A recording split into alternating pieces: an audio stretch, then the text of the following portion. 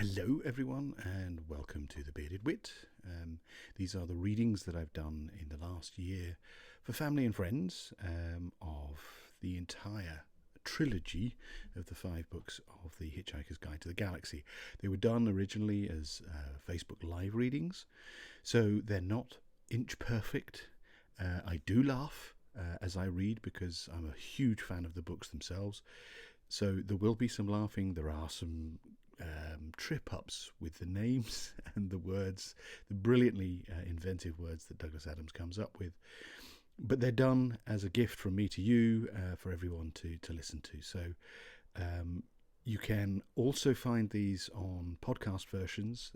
They're all over the podcast sphere, wherever you like to get your podcasts, whether it's on Spotify or Apple Podcasts or Google Podcasts or wherever, Stitcher, TuneIn, Deezer, whatever. So you can download them as well.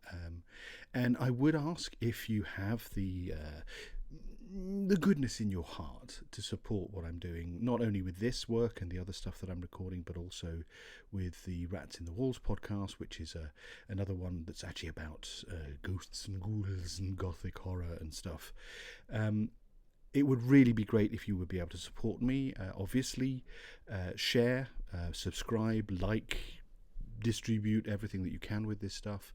But also, it would be fabulous if you could go to patreon.com/thebeardedwit and sign up to become a patron of The Bearded Wit. The more the merrier, the more I'm able to concentrate on doing this rather than having to do other work. And it would just mean the world to me to have you along for the ride on this. I appreciate your being here. I appreciate your support. And enjoy the readings. Enough of that. Let's start with the episodes. Bye. Right. Are we ready? I think we are. I'm going to start then. Right. Here we go. Chapter 4. Far away, on the opposite spiral arm of the galaxy, 500,000 light years from the star Sol, Zaphod Beeblebrox, president of the Imperial Galactic Government, sped across the seas of Damagran, his ion drive delta boat winking and flashing in the Damagran sun. Damagran the hot. Damagran the remote. Damagran the almost totally unheard of. Damagran, secret home of the heart of gold. The boat sped on across the water. It would be some time before it reached its destination because Damagran is such an inconveniently arranged planet. It consists of nothing but middling to large desert islands, separated by very pretty but annoyingly wide stretches of ocean. The boat sped on. Because of this topographical awkwardness, Damagran has always remained a deserted planet. This is why the Imperial Galactic Government chose Damagran for the Heart of Gold project, because it was so deserted and the Heart of Gold project was so secret. The boat zipped and skipped across the sea that lay between the main islands of the only archipelago of any useful size on the whole planet. Zaphod Beeblebrox was on his way from the tiny spaceport on Easter Island. The name was an entirely meaningless coincidence. In galactic speak, Easter means small, flat, and light brown. He sped to the Heart of Gold Island, which by another meaningless coincidence was called France. One of the side effects of work on the Heart of Gold was a whole string of pretty meaningless coincidences.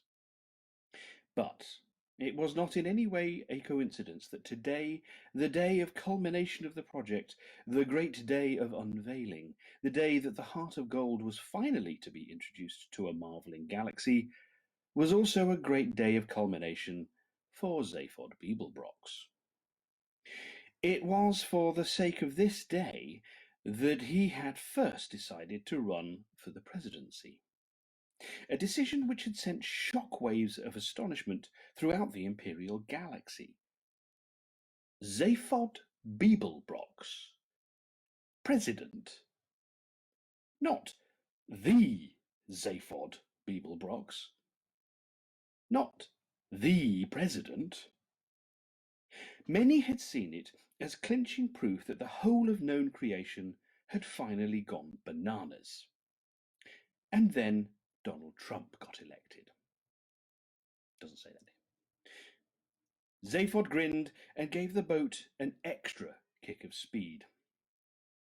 Zaphod Beeblebrox, adventurer, ex-hippie, good timer, crook, quite possibly, manic self-publicist, terribly bad at personal relationships, often thought to be completely out to lunch. President? No one had gone bananas, not in that way at least. Only 6 people in the entire galaxy understood the principle upon which the galaxy was governed. On which the galaxy was governed. And they knew that once Zaphod Beeblebrox had announced his intention to run as president, it was more or less a fait accompli. He was ideal presidency fodder. What they completely failed to understand was why Zaphod Beeblebrox was doing it. He banked sharply, shooting a wild wall of water at the sun. Today was the day. Today was the day when they would realize what Zaphod had been up to. Today was what Zaphod Beeblebrox's presidency was all about. Today was also his 200th birthday, but that was just another meaningless coincidence. As he skipped his boat across the seas of Damagran, he smiled quietly to himself about what a wonderful, exciting day it was going to be. He relaxed and spread his 2 arms lazily along the seat back. He steered with an extra arm he'd recently had fitted, just beneath the right one, in order to help improve his ski boxing. "Hey," he cooed to himself. "You're a real cool boy, you." But his nerves sang a song shriller than a dog whistle. The island of France was about 20 miles long, 5 miles across the middle, sandy and crescent-shaped. In fact, it seemed to exist not so much as an island in its own right, as simply a means of defining the sweep and curve of a huge bay. This impression was heightened by the fact that the inner coastline of the crescent consisted almost entirely of steep cliffs. From the top of the cliff, the land sloped slowly down 5 miles to the opposite shore. On top of the cliffs stood a reception committee. It consisted in large part of the engineers and researchers who'd built the Heart of Gold. Mostly humanoid, but here and there were a few reptiloid excuse me, very loud vehicle going past outside. Here and there were a few reptiloid atomineers, 2 or 3 green sylph-like maxi-megalithicians, an octopodic psyculturist, and a hoovaluvu. A hoovaluvu is a superintelligent shade of the color blue. All except the hoovalu. Sorry, I'm going to try that again because that's really quite a mouthful, that one. So here we go. It consisted in a large part of the engineers and researchers who'd built the Heart of Gold. Mostly humanoid, but here and there were a few reptiloid atomineers, 2 or 3 green sylph-like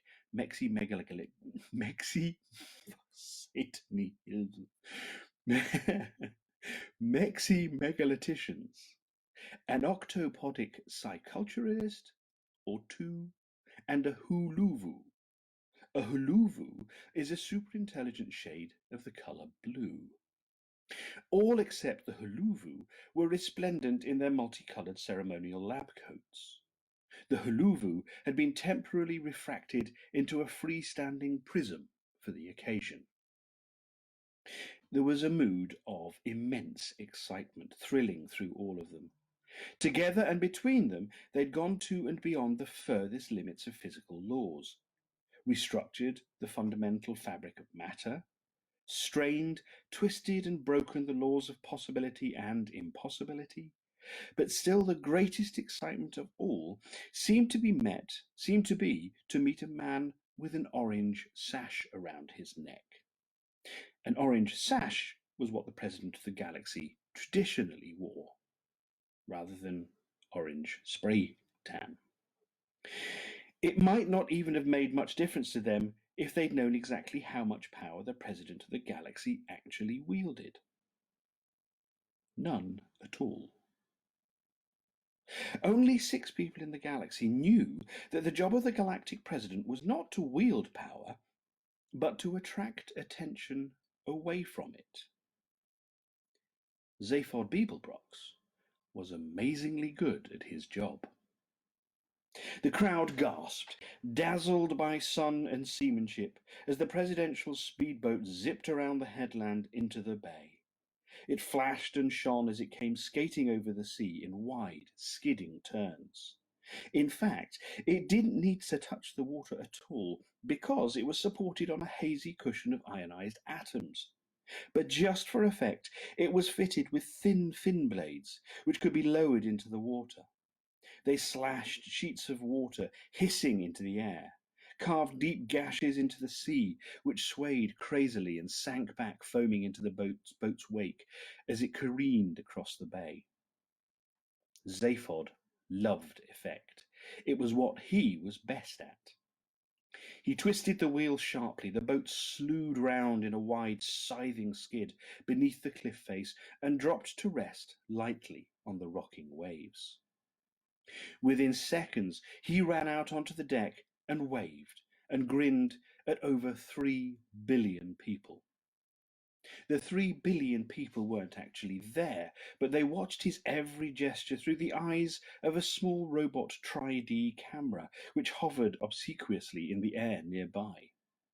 The antics of the president always made amazingly popular tri-D. That was what they were for. He grinned again. 3,000,000,006 people didn't know it, but today would be a bigger antic than anyone had ever bargained for. The robot camera homed in for a close-up on the more popular of his 2 heads, and he waved again. He was roughly humanoid in appearance, except for the extra head and 3rd arm. His tousled fair hair stuck out in random directions. His blue eyes glinted with something completely unidentifiable, and his chins were almost always unshaven. A 20-foot-high transparent globe floated next to his boat, rolling and bobbing, glistening in the brilliant sun. Inside it floated a wide semicircular sofa, upholstered in glorious red leather. The more the globe bobbed and rolled, the more the sofa stayed perfectly still, steady as an unupholstered rock. Again, all done as much for effect as anything. Zaphod stepped through the wall of the globe and relaxed on the sofa. He spread his 2 arms along the back, and with the 3rd brushed some dust idly off his knee. His heads looked about, smiling. He put his feet up. At any moment, he thought, he might scream. Water boiled up beneath the bubble. It seethed and spouted. The bubble surged up into the air, bobbing and rolling on the waterspout. Up, up, up it climbed, throwing stilts of light at the cliff. Up it surged on the jet, the water falling from beneath it, crashing back into the sea hundreds of feet below. Zaphod smiled, picturing himself. A thoroughly ridiculous form of transport, but a thoroughly beautiful one. At the top of the cliff, the globe wavered for a moment, tipped onto a railed ramp, rolled down it to a small concave platform, and riddled to a halt. To tremendous applause, Zaphod Beeblebrox stepped out of the bubble, his orange sash blazing in the light. The president of the galaxy had arrived. He waited for the applause to die down and then raised his hand in greeting. "Hi," he said. A government spider sidled up to him and attempted to press a copy of his prepared speech into his hands. Pages 3 to 7 of the original version were, at the moment, floating soggily on the Damagran Sea some 5 miles out into the bay. Pages 1 and 2 had been salvaged by a Damagran frond-crested eagle and had already become incorporated into an extraordinary new form of nest which the eagle had invented. It was constructed largely of papier-mâché, and it was virtually impossible for a newly hatched baby eagle to break out of it. The Damagran frond-crested eagle had heard of the notion of survival of the species, but wanted no truck with it. Zaphod Beeblebrox would not be needing his set speech, and he gently deflected the one being offered him by the spider. "Hi," he said again. Everyone beamed at him, or at least nearly everyone. He singled out Trillian from the crowd. Trillian was a girl that Zaphod had picked up recently whilst visiting a planet, just for fun, incognito. She was slim, darkish, humanoid, with long waves of black hair, a full mouth, an odd little knob of a nose, and ridiculously brown eyes. With her red headscarf knotted in that particular way, and her long flowing silky brown dress, she looked vaguely Arabic. Not that anyone there had ever heard of an Arab, of course. The Arabs had very recently ceased to exist, and even when they had existed, they were 500,000 light years from Damagran. Trillian wasn't anybody in particular, or so Zaphod claimed.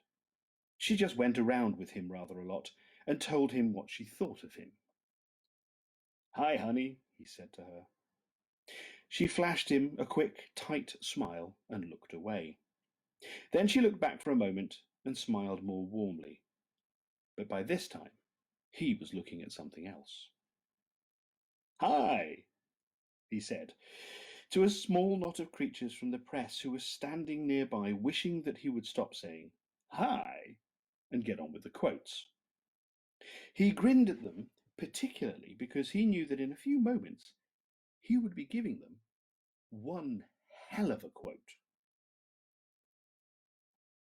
The next thing he said, though, was not a lot of use to them. One of the officials of the party had irritably decided that the president was clearly not in a mood to read the deliciously turned speech that he had written for him, and had flipped the switch on the remote control device in his pocket. Away in front of them, a huge white dome that bulged against the sky cracked down the middle, split, and slowly folded itself down into the ground. Everyone gasped, although they had known perfectly well it was going to do that, because they'd built it that way. Beneath it lay uncovered a huge starship, 150 meters long, shaped like a sleek running shoe, perfectly white and mind-bogglingly beautiful. At the heart of it, unseen... Sorry. Everything can shut up. Sorry about that. Where were we?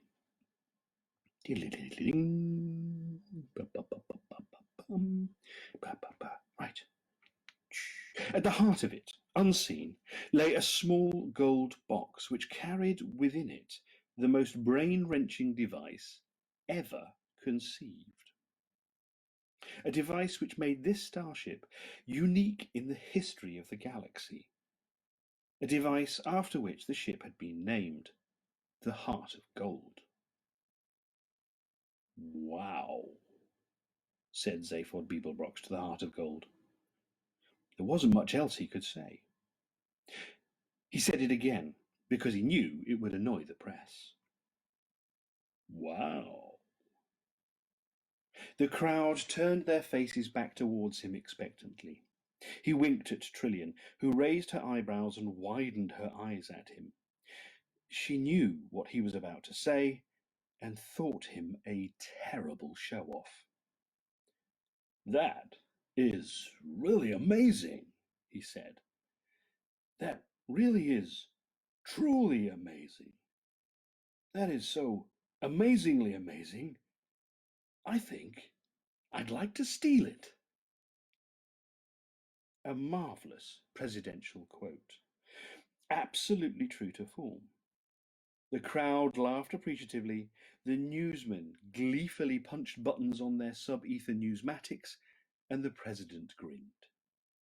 As he grinned, his heart screamed unbearably, and he fingered the small paralyzomatic bomb that nestled quietly in his pocket. Finally, he could bear it no more. He lifted his heads up to the sky, let out a wild whoop in major thirds, threw the bomb to the ground, and ran forward through the sea of suddenly frozen, beaming smiles. Quick slurp of tea.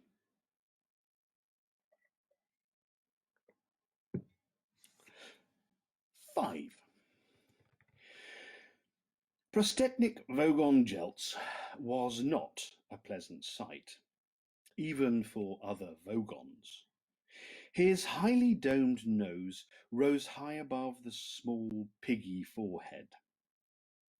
His dark green rubbery skin was thick enough for him to play the game of Vogon civil service politics and play it well, and waterproof enough for him to survive indefinitely at sea depths of up to 1,000 feet with no ill effects. Not that he ever went swimming, of course. His busy schedule would not allow it.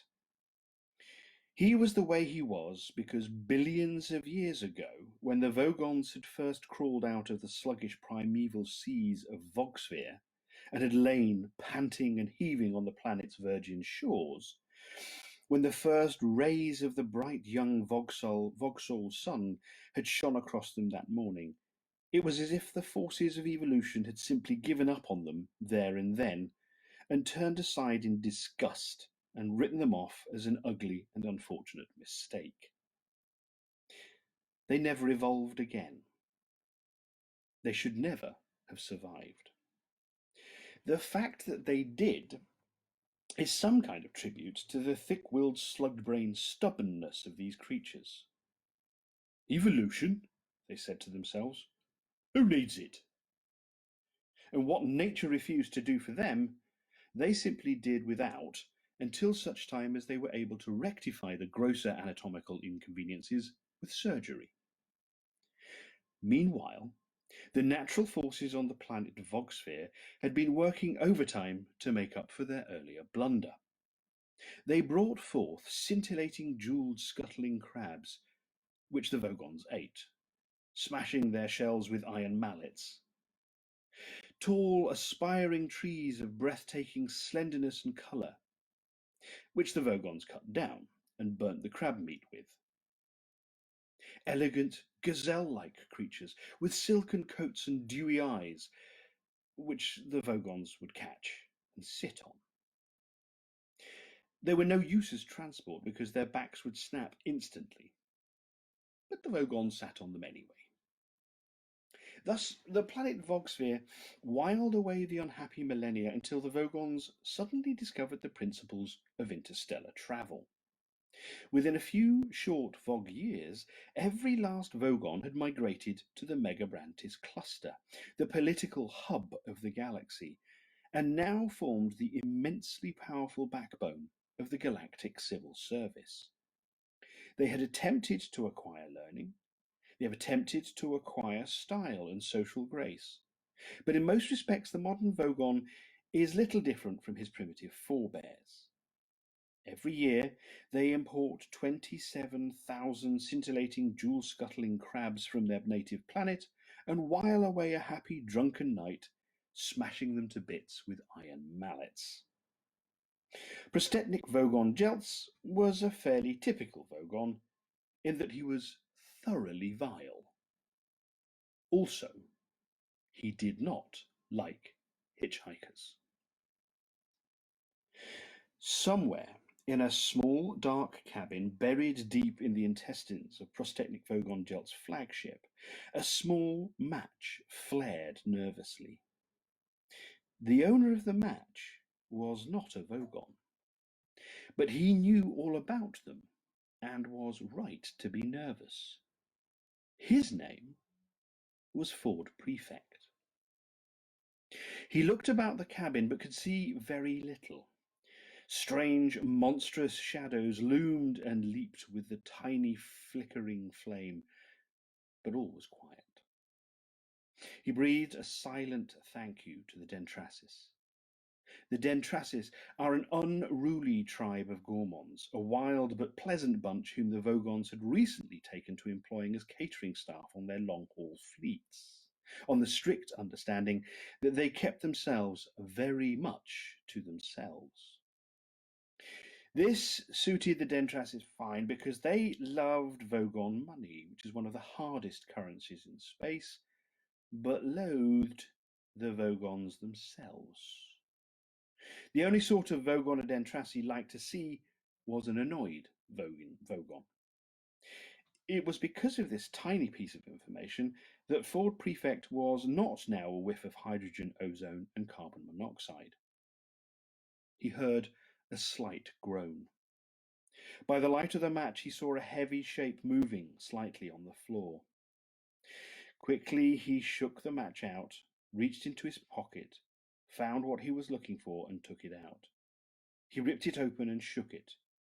He crouched on the floor, and the shape moved again. Ford Prefect said, "I bought some peanuts." Arthur Dent moved and groaned again, muttering incoherently. "Here, have some," urged Ford, shaking the packet again.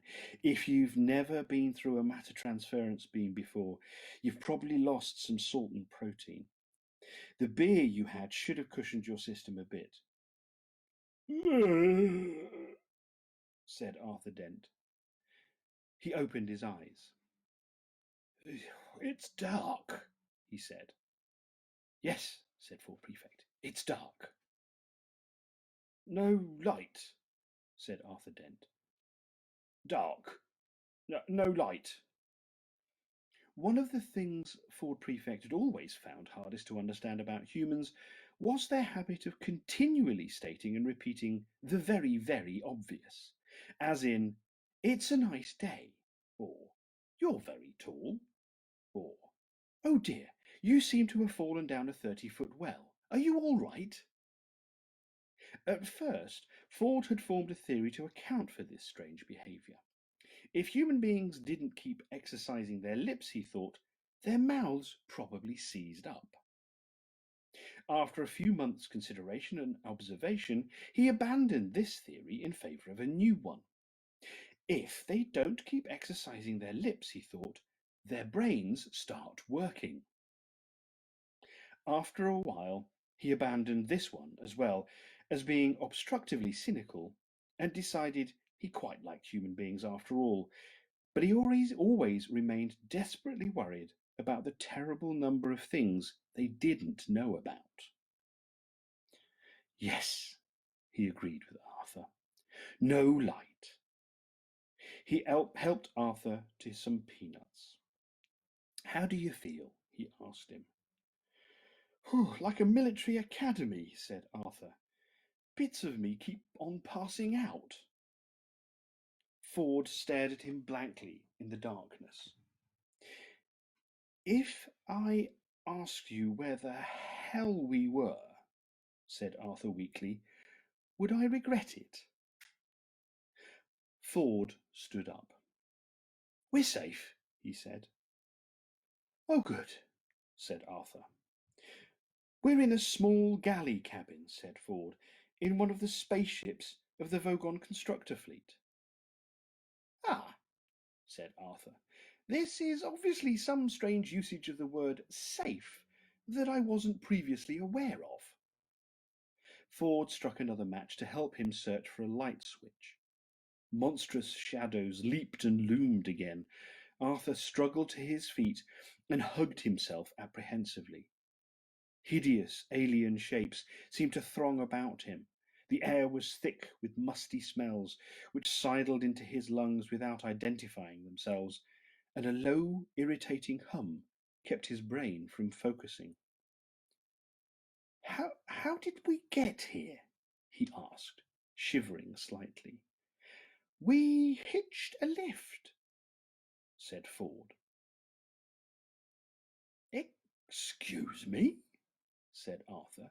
Are you trying to tell me that we just stuck out our thumbs and some green bug-eyed monster stuck his head out and said, "Hi fellas, hop right in, I can take you as far as the Basingstoke roundabout"?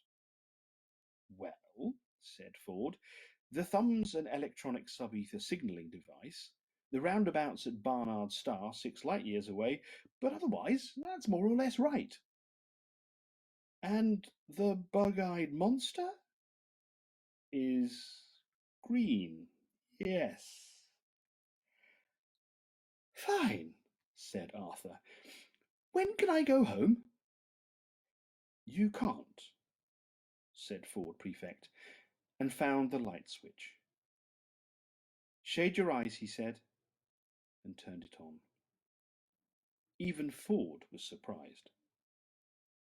Good grief, said Arthur. Is this really the interior of a flying saucer? Prostechnik Vogon Jeltz heaved his unpleasant green body around the control bridge. He always felt vaguely irritable after demolishing populated planets.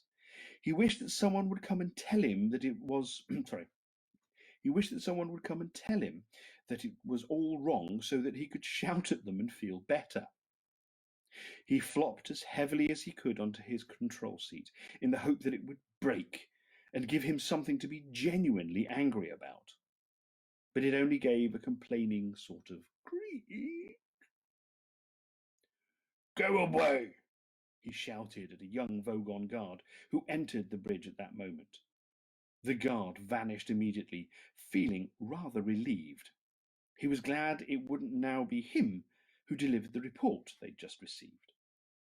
The report was an official release which said that a wonderful new form of spaceship drive was at this moment being unveiled at a government research base on Damagran, which would henceforth make all hyperspatial express routes unnecessary. Another door slid open, but this time the Vogon captain didn't shout because it was the door from the galley quarters where the Dendrassi prepared his meals. A meal would be most welcome. A huge, furry creature bounded through the door with his lunch tray. It was grinning like a maniac. Prostechnik Vogon Jeltz was delighted. He knew that when Dentrasis looked like that, and looked that pleased with itself, there was something going on somewhere on the ship that he could get very angry indeed about. Ford and Arthur stared around them. Well, what do you think? Said Ford. It's a bit squalid, isn't it? Ford frowned at the grubby mattresses, unwashed cups, and unidentifiable bits of smelly alien underwear that lay around the cramped cabin. Well, this is a working ship, you see, said Ford. These are the Dentrasis sleeping quarters. I thought you said they were called Vogon or something. Yes, said Ford. The Vogons run the ship. The Dentrasis are the cooks. They let us on board. I'm confused, said Arthur. Here, have a look at this, said Ford. He sat down on one of the mattresses and rummaged about in his satchel. Arthur prodded the mattress nervously and then sat on it himself. In fact, he had very little to be nervous about, because all mattresses grown up in the swamps of Squarnchellus Zeta are very thoroughly killed and dried before being put into service. Very few have ever come back to life. Ford handed the book to Arthur. What is it? Said Arthur. The Hitchhiker's Guide to the Galaxy. It's a sort of electronic book. It tells you everything you need to know about anything. That's its job. Arthur turned it over nervously in his hands. I like the cover, he said. Don't panic. It's the first helpful or intelligible thing anybody has said to me all day. I'll show you how it works, said Ford. He snatched it from Arthur, who was still holding it as if it were a 2-week dead lark, and pulled it out of its cover. You press this button here, you see, and the screen lights up, giving you the index. A screen about 3 inches by 4 lit up, and characters began to flicker across the surface. You want to know about Vogons, so I enter that name. So his fingers tapped some more keys, and there we are. The words Vogon constructor fleets flared in green across the screen. Ford pressed a large red button at the bottom of the screen, and words began to undulate across it. At the same time, the book began to speak the entry as well, in a still, quiet, measured voice. This is what the book said. Vogon constructor fleets. Here's what to do if you want to get a lift from a Vogon. Forget it. They are one of the most unpleasant races in the galaxy. Not actually evil, but bad-tempered, bureaucratic, officious, and callous. They wouldn't even lift a finger to save their own grandmothers from the ravenous bug-blatter beast of Traal without orders signed in triplicate, sent in, sent back, queried, lost, found, subjected to public inquiry, lost again, and finally buried in soft peat for 3 months and recycled as firelighters. The best way to get a drink out of a Vogon is to stick your fingers down his throat, and the best way to irritate him is to feed his grandmother to the ravenous bug-blatter beast of Traal. On no account ever allow a Vogon to read poetry at you. Arthur blinked at it. What a strange book. How did we get a lift then? That's the point. It's out of date now, said Ford, sliding the book back into its cover. I'm doing the field research for the new revised edition, and one of the things I'll have to do is include a bit about how the Vogons now employ Dentrasis cooks, which gives us a rather useful little loophole. A pained expression crossed Arthur's face. But who are the Dendrassi? He said. Great guys, said Ford. They're the best cooks and the best drinks mixers. And they don't give a wet slap about anything else. And they'll always help hitchhikers aboard, partly because they like the company, but mostly because it annoys the Vogons, which is exactly the sort of thing you need to know if you're an impoverished hitchhiker trying to see the marvels of the universe for less than 30 Alteran dollars a day. And that's my job. Fun, isn't it? Arthur looked lost. It's amazing, he said, and frowned at one of the other mattresses. Unfortunately, I got stuck on the earth for rather longer than I intended, said Ford. Came for a week, got stuck for 15 years. But how did you get there in the first place, then? Easy. I got a lift with a teaser. A teaser? Yeah. What is a teaser? Teasers are usually rich kids with nothing to do. They cruise around looking for planets which haven't made interstellar contact yet and buzz them. Buzz them? Arthur began to feel that Ford was enjoying making life difficult for him. Yeah, said Ford, they buzz them. They find some isolated spot with very few people around, and then land right by some poor unsuspecting soul who no one is ever going to believe, and then strut up and down in front of them, wearing silly antennae on their head and making beep beep noises. Rather childish, really. Ford leant back on the mattress with his hands behind his head and looked infuriatingly pleased with himself. Ford, insisted Arthur, I don't know if this sounds like a silly question, but what am I doing here? Well, you know that, said Ford. I rescued you from the Earth. And what's happened to the Earth? Ah, it's been demolished. Has it? Said Arthur levelly. Yes, it just boiled away into space. Look, said Arthur, I'm a bit upset about that.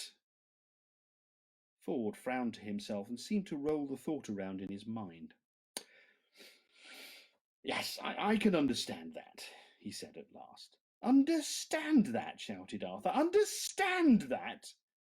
Ford sprang up. Keep looking at the book, he hissed urgently. What? Don't panic. I'm not panicking. Yes, you are. All right, so I'm panicking. What else is there to do?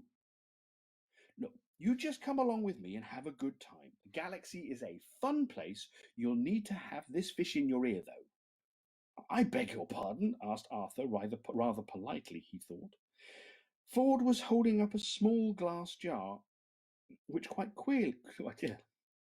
Ford was holding up a small glass jar, which quite clearly had a small yellow fish wriggling around in it. Arthur blinked at him. He wished there was something simple and recognizable he could grasp hold of. He would have felt safe if, alongside Dentrasis underwear, the piles of scornshellous mattresses, and the man from Beetlejuice holding up a small yellow fish and offering to put it into his ear, he had been able to see just a small packet of cornflakes. But he couldn't, and he didn't feel safe. Suddenly, a violent noise leapt at them from no source that he could identify. He gasped in terror at what sounded like a man trying to gargle whilst fighting off a pack of wolves. Shush, said Ford. Listen, it might be important. Important? It's the Vogon captain making an announcement on the tannoy. You mean that's how the Vogons talk? Listen! But I can't speak Vogon. You don't need to. Just put this fish in your ear. Ford, with a lightning movement, clapped his hands to Arthur's ear, and he had the sudden sickening sensation of the fish slithering deep into his oral tract. Gasping with horror, he scrabbled at his ear for a second or so, but then slowly turned goggle-eyed with wonder. He was experiencing the oral equivalent of looking at a picture with two black silhouetted faces and suddenly seeing it as a picture of a white candlestick, or of looking at a lot of coloured dots on a piece of paper, which suddenly resolve themselves into the figure of 6 and mean that your optician is going to charge you a lot of money for a new pair of glasses. He was still listening to the howling gargles. He knew that only now it had he was still listening to the howling gargles. He knew that.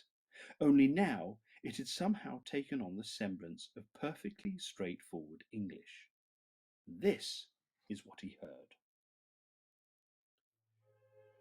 Howl, goggle, goggle, howl, goggle, howl, howl, howl, goggle, howl, goggle, howl, howl, goggle, goggle, howl, goggle, goggle, goggle, slow. Have a good time. Message repeats. This is your captain speaking, so stop whatever you're doing and pay attention. First of all, I can see from our instruments that we have a couple of hitchhikers aboard. Hello, wherever you are. I just want to make it totally clear that you are not at all welcome. I worked hard to get where I am today, and I didn't become captain of a Vogon constructor ship simply so I could turn it into a taxi service for a load of degenerate freeloaders. I have sent out a search party, and as soon as they find you, I will put you off the ship. If you're very lucky, I might read you some of my poetry first. Secondly, we're about to jump into hyperspace for the journey to Barnard's star. On arrival, we will stay in dock for a 72-hour refit. No one's to leave the ship during that time. I repeat, all planet leave is cancelled. I've just had an unhappy love affair, so I don't see why anybody else should have a good time. Message ends. The noise stopped. Arthur discovered to his embarrassment that he was lying curled up in a small ball on the floor, with his arms wrapped around his head. He smiled weakly. "Charming man," he said. "I wish I had a daughter, so I could forbid her to marry one." "You wouldn't need to," said Ford. "They've got as much sex appeal as a road accident. No, don't move," he added as Arthur began to uncurl himself. "You'd be better prepared for the jump into hyperspace. It's unpleasantly like being drunk." "What's so unpleasant about being drunk?" "You ask a glass of water." Arthur thought about this. "Ford," he said. "Yeah?" "What's this fish doing in my ear?" "It's translating for you. It's a Babelfish. Look it up in the book if you like."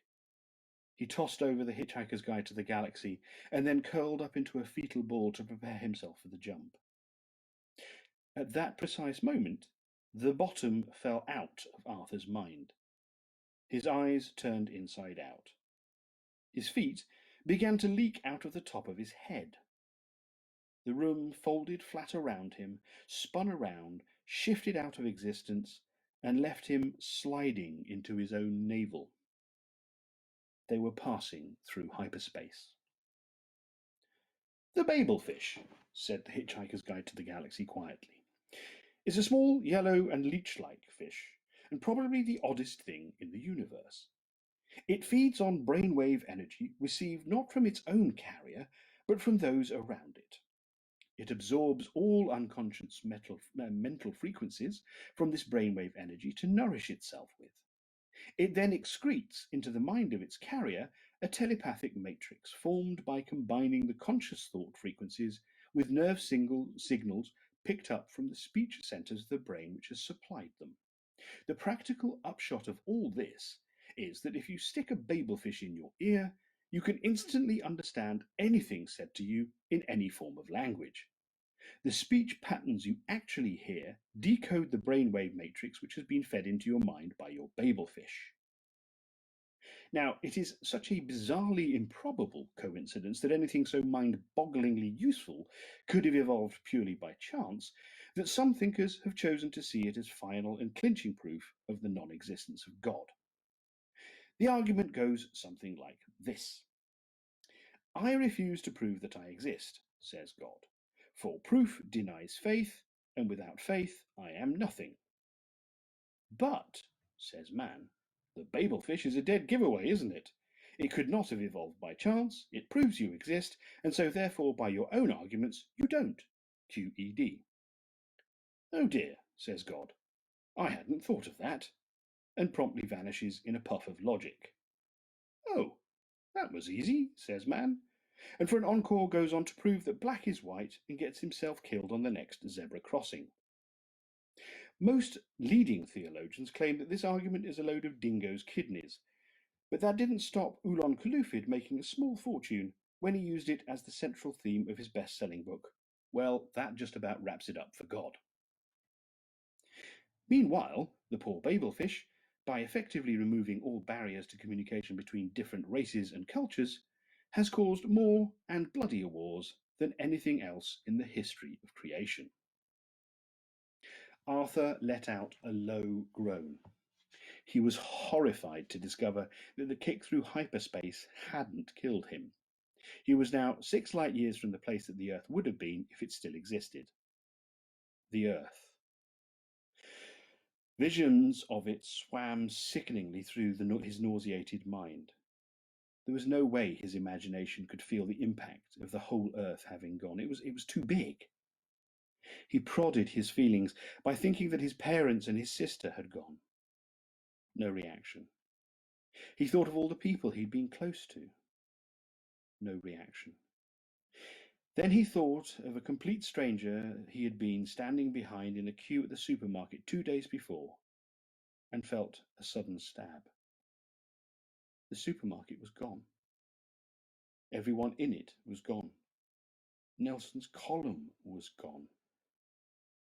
Nelson's column had gone, and there would be no outcry because there was no one left to make an outcry. From now on, Nelson's column only existed in his mind. England only existed in his mind.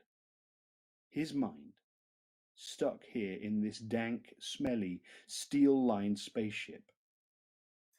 A wave of claustrophobia closed in on him. England no longer existed. He'd got that. Somehow he'd got it. He tried again. America, he thought, was gone. He couldn't grasp it. He decided to start smaller again. New York had gone. No reaction. He never seriously believed it existed anyway. The dollar, he thought, had sunk forever. Slight tremor there. Every Bogart movie has been wiped, he said to himself. That gave him a nasty knock. McDonald's, he thought. There is no longer any such thing as a McDonald's hamburger. He passed out. When he came round a second later, he found he was sobbing for his mother. He jerked himself violently to his feet. Ford! Ford looked up from where he was sitting in a corner, humming to himself.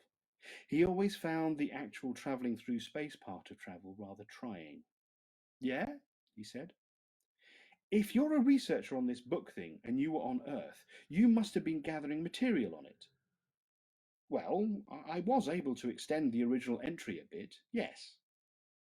Let me see what it says in this edition then. I've got to see it. Yeah, okay. He passed the encyclopedia over again, the guide over again. Arthur grabbed hold of it and tried to stop his hands shaking. He pressed the entry for the relevant page. The screen flashed and swirled and resolved into a page of print. Arthur stared at it. It doesn't have an entry, he burst out. Ford looked over his shoulder.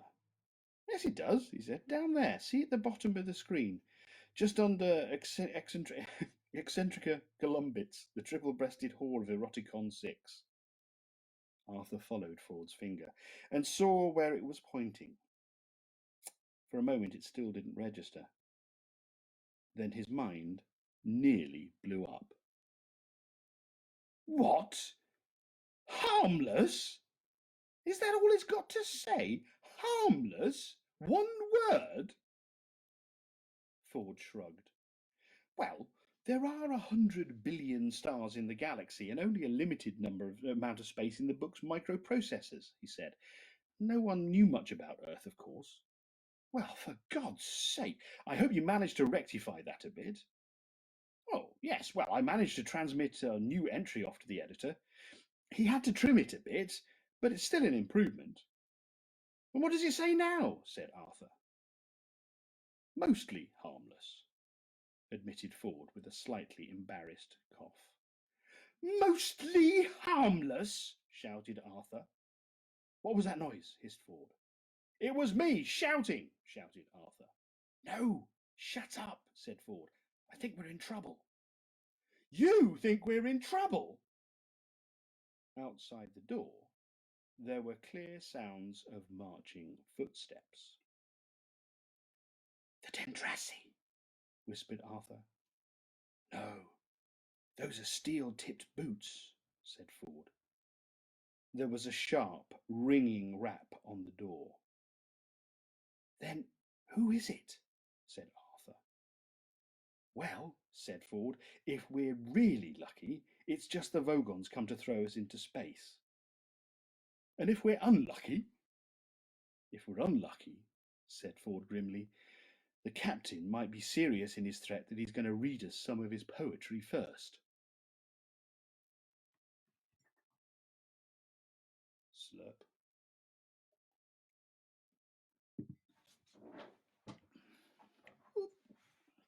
I'm getting a numb bottom. Right. 7. Vogon poetry is, of course, the third worst in the universe. The second worst is that of Asgoths of Krea. During a recitation by their poet master Gronthos the Flatulent of his poem Ode to a Small Lump of Green Putty I Found in My Armpit One Midsummer Morning, 4 of his audience died of internal hemorrhaging, and the president of the Mid-Galactic Arts Nobbling Council survived by gnawing one of his own legs off. Grunthos is reported to have been a bit disappointed by the poem's reception, and was about to embark on a reading of his 12-book epic entitled My Favourite Bath Time Gurgles, when his own major intestine, in a desperate attempt to save life and civilization, leapt straight up through his neck and throttled his brain. The very worst poetry of all perished along with its creator, Paula Nancy Millstone Jennings of Greenbridge, Essex, England, in the destruction of the planet Earth. Prostetnik Vogon Jeltz smiled very slowly. This was done not so much for effect as because he was trying to remember the sequence of muscle movements. He had had a terribly therapeutic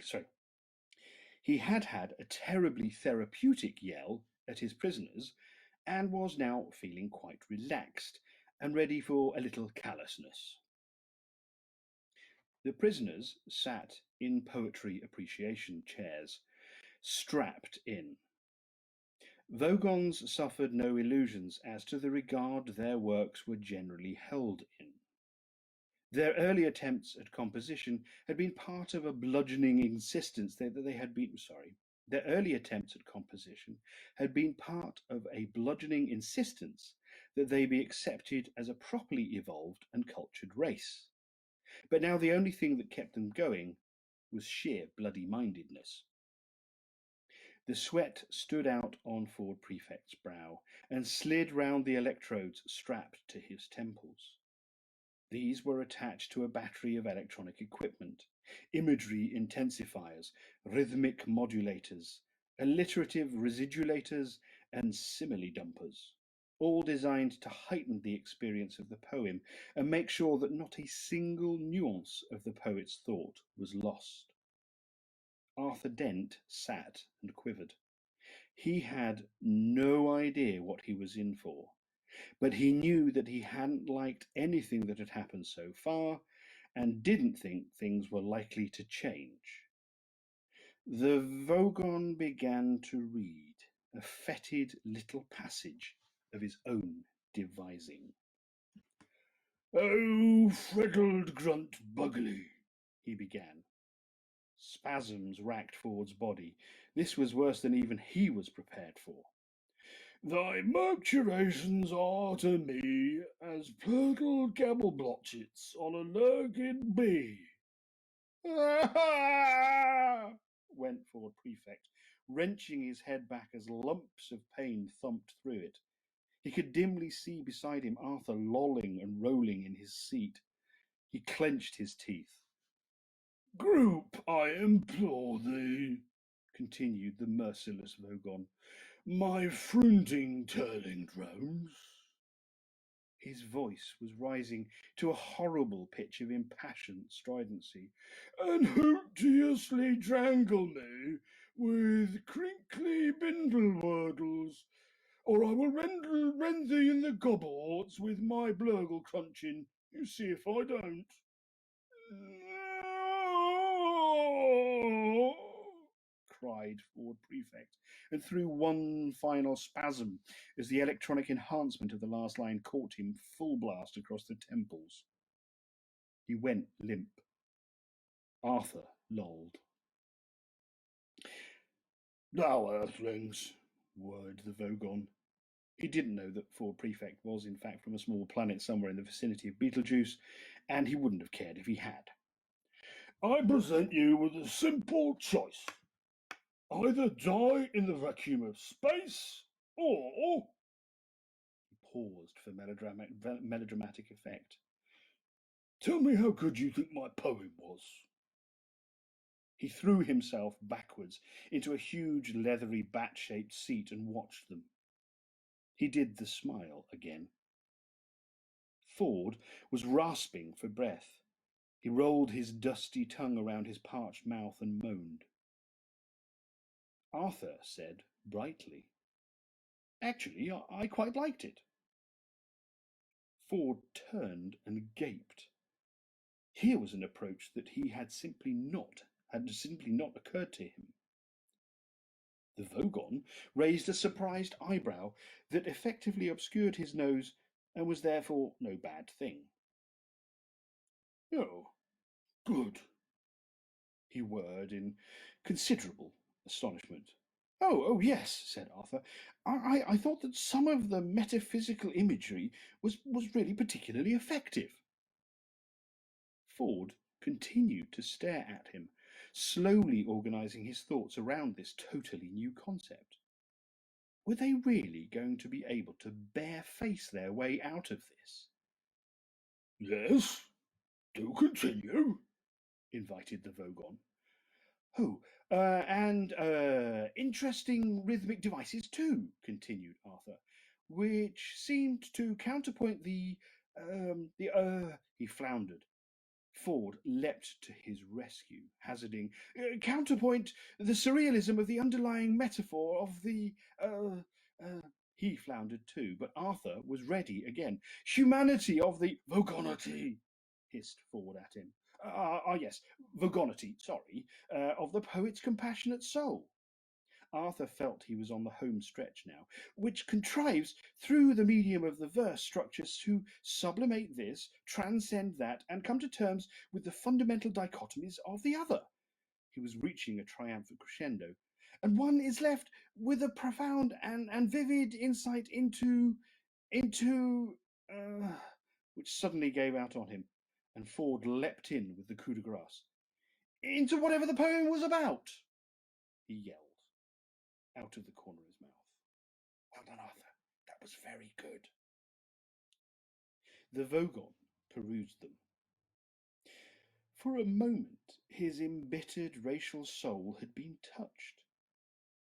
But he thought no. Too little, too late. His voice took on the quality of a cat snagging brushed nylon. "So, what you're saying is that I write poetry because underneath my mean, callous, heartless exterior, I really just want to be loved." He paused. "Is that right?" Ford laughed a nervous laugh. "Well, I mean, yes," he said. Don't we all deep down know? The Vogon stood up. "No, well, you're completely wrong," he said. "I just write poetry to throw my mean, callous, heartless exterior into sharp relief. I'm going to throw you off the ship anyway. Go on, take the prisoners to number 3 airlock and throw them out." "What?" shouted Ford. A huge young Vogon guard stepped forward and yanked them out of their straps with his huge blubbery arms. You can't throw us into space," yelled Ford. "We're trying to write a book." "Resistance is useless," shouted the Vogon guard back at him. It was the first phrase he'd learnt when he joined the Vogon Guard Corps. The captain watched with detached amusement and then turned away. Arthur stared around him wildly. "I don't want to die now," he yelled. "I've still got a headache. I don't want to go to heaven with a headache. I'd be all cross and I wouldn't enjoy it." The guard grasped them both firmly around the neck and, bowing deferentially towards the captain's back, hoiked them both, protesting, out of the bridge. The steel door closed and the captain was on his own again. He hummed quietly and mused to himself, lightly fingering his notebook of verses. He said. "Counterpoint the surrealism of the underlying metaphor." He considered this for a moment, and then closed the book with a grim smile. "Death's too good for them," he said. The long, steel-lined corridor echoed to the feeble struggles of the two humanoids clamped firmly under rubbery Vogon armpits. This is great," spluttered Arthur. "This is really terrific. Let go of me, you brute." The Vogon guard dragged them on. "Don't you worry," said Ford. "I'll think of something." He didn't sound hopeful. Resistance is useless, bellowed the guard. Just don't say things like that, stammered Ford. How can anyone maintain a positive mental attitude if you're saying things like that? My God, complained Arthur. You're talking about a positive mental attitude and you haven't even had your planet demolished today. I woke up this morning and thought I'd have a nice relaxed day, do a bit of reading, brush the dog, and now it's just after 4 in the afternoon and I'm already being thrown out of an alien spaceship 6 light years from the smoking remains of the Earth. He spluttered and gurgled as the Vogon tightened his grip. All right, said Ford, just stop panicking. Who said anything about panicking? Snapped Arthur. This is still just a culture shock. You wait till I've settled down into the situation and found my bearings. Then I'll start panicking. Arthur, you're getting hysterical. Shut up! Ford tried desperately to think, but was interrupted by the guard shouting again. Resistance is useless. And you can shut up as well, snapped Ford. Resistance is useless. Oh, give it a rest, said Ford. He twisted his head until he was looking straight up into his captor's face. A thought struck him. Do you really enjoy this sort of thing? He asked suddenly. The Vogon stopped dead, and a look of immense stupidity seeped slowly over his face. Enjoy? He boomed. What do you mean? What I mean, said Ford, is does it give you a fully satisfying life? Stomping around, shouting, pushing people out of spaceships. The Vogon stared up at the low steel ceiling, and his eyebrows almost rolled over each other. His mouth slacked. Finally, he said, Well, the hours are good. They'd have to be, agreed Ford. Arthur twisted his head around to look at Ford. Ford, what are you doing? He asked in an amazed whisper. Oh, just trying to take an interest in the world around me, okay, he said. So, the hours are pretty good then, he resumed. The Vogon stared down at him as sluggish thoughts moiled around in the murky depths. Yeah, he said. But now you come to mention it, most of the actual minutes are pretty lousy. Except, he thought again, which required looking at the ceiling. Except some of the shouting I quite like. He refilled his lungs and bellowed, Resistance is... Yes, sure, yes, interrupted Ford hurriedly. You're good at that, I can tell. But if it's mostly lousy, he said, slowly giving the words time to reach their mark, then why do you do it? What is it? The girls? The leather? The machismo? Or do you just find that coming to terms with the mindless tedium of it all presents just an interesting challenge? Arthur looked backwards and forwards between them in utter bafflement. Said the guard. Oh, I don't know. I just think it's I'd sort of do it, really. My aunt said that a spaceship guard was a good career for a young Vogon. You know, the uniform, the low-slung stun ray holster, the mindless tedium. There you are, said Arthur. Sorry, there you are, Arthur, said Ford, with the air of someone reaching the conclusion of his argument. You think you've got problems. Arthur rather thought that he had. Apart from the unpleasant business with his home planet and the Vogon guard had... Apart from the unpleasant business with his home planet, the Vogon guard had half-throttled him already, and he didn't like the sound of being thrown into space very much. Try and understand his problem, insisted Ford. Here he is, poor lad. His entire life's work is stamping around, throwing people off spaceships. And shouting, added the guard. And shouting, sure, said Ford, patting the blubbery arm clamped around his neck in friendly condescension. And he doesn't even know why he's doing it. Arthur agreed.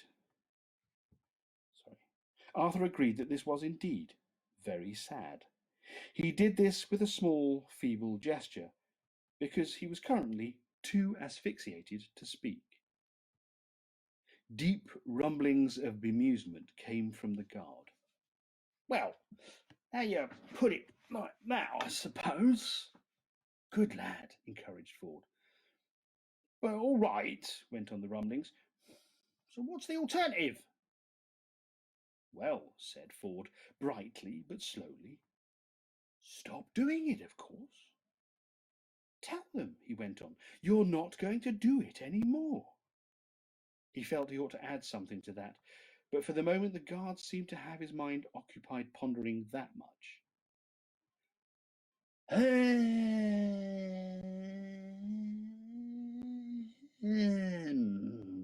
Said the guard. Well, that doesn't sound too great to me." Ford suddenly felt the moment slipping away. No, wait a minute," he said. "That's just the start, you see. There's more to it than that, you see." But at that moment the guard renewed his grip and continued his original purpose of lugging his prisoners to the airlock. He was obviously quite touched. "No, I think if it's all the same to you," he said, "I'd better get on getting you both shoved into this airlock and then go and get on with some other bits of shouting I've got to do." It wasn't all the same to Ford Prefect at all. "Come on now, but look," he said, less slowly, less brightly. Said Arthur, without any clear inflection. "But hang on," pursued Ford. "There's music and art and things to tell you about." "Resistance is useless," bellowed the guard, and then added, "You see, if I keep it up, I can eventually get promoted to senior shouting officer, and there aren't usually many vacancies for non-shouting and non-pushing people about officers, so I think I better stick to what I know." They'd now reached the airlock. A large circular steel hatchway of massive strength and weight let into the inner skin of the craft. The guard operated a control, and the hatchway swung smoothly open. "But thanks for taking an interest," said the Vogon guard. "Bye now." He flung Ford and Arthur through the hatchway into the small chamber within. Arthur lay panting for breath. Ford scrambled around and flung his shoulder uselessly against the reclosing hatchway. But listen, there's a whole world you don't know anything about. Here, how about this?" Desperately, he grabbed for the only bit of culture he knew offhand. He hummed the first bar of Beethoven's Fifth. Da-da-da-dum! Doesn't that stir anything in you? "No," said the guard, "not really, but I'll mention it to me aunt." If he said anything further after that, it was lost. The hatchway sealed itself tight, and all around was lost bar the faint distant hum of the ship's engines. They were in a brightly polished cylindrical chamber, about 6 feet in diameter and 10 feet long. Ford looked around it, panting. "Potentially bright lad, I thought," he said, and slumped against the curved wall. Arthur was still lying in the curve of the floor where he had fallen. He didn't look up. He just lay, panting. "We're trapped now, aren't we?" "Yes," said Ford, "we're trapped." "Well, didn't you think of anything? I thought you said you were going to think of something. Perhaps you thought of something and I didn't notice." "Oh, yes, I thought of something," panted Ford. Arthur looked up expectantly. "But, unfortunately," continued Ford, "it rather involved being on the other side of this airtight hatchway." He kicked the hatch through which they'd just been thrown. "But it was a good idea, was it?" "Oh, yes, very neat." "What was it?" "Well, I hadn't worked out the details yet." "Not much point, really, is there?" "So, what happens next?" "Oh, well, the hatchway in front of us will open automatically in a few moments, and we will shoot out into deep space, I expect, and asphyxiate." If you take a lungful of air with you, you can last for up to 30 seconds, of course, said Ford. He stuck his hands behind his back, raised his eyebrows, and started to hum an old Beetlejuicean battle hymn. To Arthur's eyes, he suddenly looked very alien. So, this is it, said Arthur. We are going to die. Yes, said Ford. Except, no, wait a minute. He suddenly lunged across the chamber at something behind Arthur's line of vision. What's this switch? He cried. What? Where? Cried Arthur, twisting around. No, I was only fooling, said Ford. We are going to die after all. He slumped against the wall and carried on the tune from where he'd left off. You know, said Arthur, it's at times like this, when I'm trapped in a Vogon airlock with a man from Beetlejuice and about to die of asphyxiation in deep space, that I really wish that I'd listened to what my mother told me when I was young. Why? What did she tell you? I don't know. I didn't listen. Oh, Ford carried on humming. This is terrific, Arthur thought to himself. Nelson's column has gone, MacDonald's have gone. All that's left is me and the words mostly harmless. And any second now, that will be all that's left, the words mostly harmless. And yesterday the planet seemed to be going so well. A motor whirred. A slight hiss built into a deafening roar of rushing air as the outer hatchway opened onto an empty blackness studded with tiny, impossibly bright points of light. Ford and Arthur popped out into space like corks from a toy gun. Right. 10:20. Shall we call it a day? And carry on tomorrow. Yes? Is that a deal? Do we like that? Do we like that? Do we like that? Do we like that? No one's saying anything. Okay. Yes, I'm going to take a break. My throat is kind of dry after speaking for over an hour. Thank you so much for being around for this evening's reading. I will carry on tomorrow at the same time. It will be around 9 o'clock, so if you guys can make sure you're here in good time, we can crack on straight away. Thank you so much for your company again. I really, really, really, really appreciate it. And see you tomorrow at around 9 o'clock Danish time, 8 o'clock UK time. Thanks very much, people. Do me a favour, kind of sponsoring me in terms of giving me some publicity. We've got Tobbers and both You'll Never Walk Alone, the pub.